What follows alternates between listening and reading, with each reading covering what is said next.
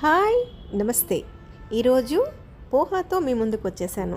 ముందుగా ఒక ప్యాన్ తీసుకొని అందులో 2 చెంచాల ఆయిల్ వేసి కొద్దిగా జీలకర్ర కొద్దిగా ఆవాలు వేసి చిటపట్లాడేవి.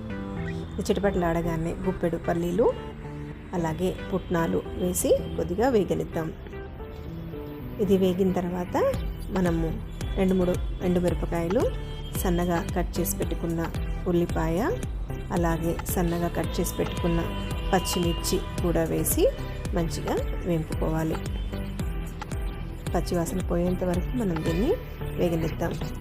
ఇందులో కొద్దిగా పులుపుగా ఉంటే బాగుంటుంది, అందుకోసం నేను ఒక చిన్న సైజ్ టమాటో వేసాను. తొందరగా మగ్గడం కోసం ఒక 1/2 టీ స్పూన్ వరకు ఉప్పుని వాడుతున్నాను. ఇది మగ్గే లోపల పక్కన నేను అటుకుల్ని నానబెడుతున్నాను. ఇవి లావు అటుకులు. దీన్ని వాటర్ వేసి కడిగి వంపేసుకుందాం. తొందరగా చేయాలి, లేదా అంటే మెత్తపడిపోతాయి. చూడండి ఎలా నల్లగా వస్తున్నాయో నీళ్ళు. దీన్ని తీసేసేసి పక్కన ఉంచుకుందాం. ఇప్పుడు ఇది మగ్గిపోయిందా చూసి దీంట్లో కొద్దిగా కలర్ కోసం పసుపు, అలాగే టేస్ట్ కోసం చిటికెడు చక్కెర వేస్తాను నేను. ఇందులో కొద్దిగా కరివేపాకు, కొత్తిమీర కూడా వేసుకుంటే కాంబినేషన్ చాలా బాగుంటుంది.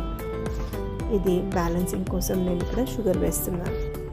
చాలా కొద్దిగా అంటే కొద్దిగా వేస్తున్నాను. ఇప్పుడు మనము కడిగి పెట్టుకున్న వాటిని మెత్తగా పిండి, అటుకులు ఉండాలి, కాకపోతే సాఫ్ట్గా ఉండాలి. ఈ అటుకుల్ని వేసి మనం కలుపుకుందాం. మరి ఎక్కువసేపు నాననిస్తే ముద్దగా అయిపోయి టేస్ట్ అంతగా బాగోదు. ఇప్పుడు బాగా కలుపుకోండి. చూడండి ఆల్మోస్ట్ పులిహార కలర్ వచ్చింది కదా. ఇది మనకి పోహ రెడీ అయిపోయింది. దీంట్లో పులుపు కావాలనుకుంటే ఇంకాస్త కొద్దిగా నిమ్మకాయ పిండుకోవచ్చు. అంతే, మనకి పోహ రెడీ అయిపోయింది. మరి మీరు ట్రై చేసి మీకు ఎలా కుదిరిందో నాతో చెప్పండి. నేను జయశ్రీ.